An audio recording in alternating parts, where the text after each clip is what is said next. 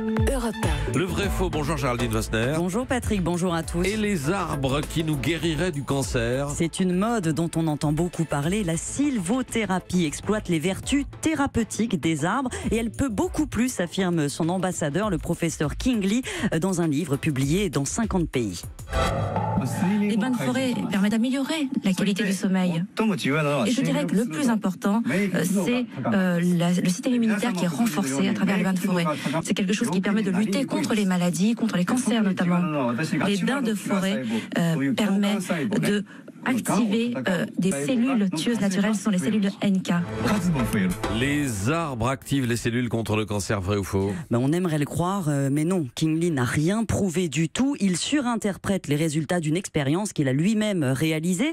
Il a fait marcher 12 personnes pendant 2 jours dans la forêt en faisant des prises de sang avant, après. Il a trouvé que le nombre et l'activité des cellules tueuses de cancer avaient augmenté. Si vous voulez, dans la famille des globules blancs, ces cellules sont les soldats. Elles peuvent détecter les cellules qui leur semblent anormales, y compris les cellules cancéreuses. Il donne un chiffre, il y en avait 440 par milligramme de mètre cube de sang avant et 661 après. Mais qu'est-ce que ça veut dire ?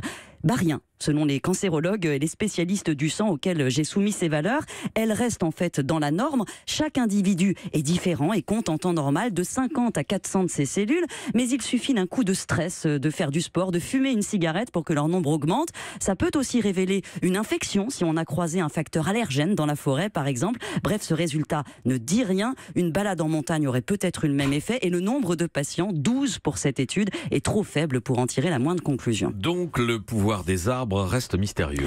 Mais ils ont quand même des bienfaits avérés. Des chercheurs récemment ont compilé les résultats d'une 60aine d'études. Les effets mesurés sur l'anxiété, la dépression, le bien-être en général après une marche en forêt sont solides. La respiration, le rythme cardiaque ralentissent. L'absence de bruit, de pollution, oui, sont bien positifs pour la santé. Mais ces bienfaits, on les observe aussi dans d'autres environnements. Et l'effet physiologique des arbres et des huiles essentielles, les phytoncides qu'ils dégageraient sur notre corps, non, n'est pas prouvé.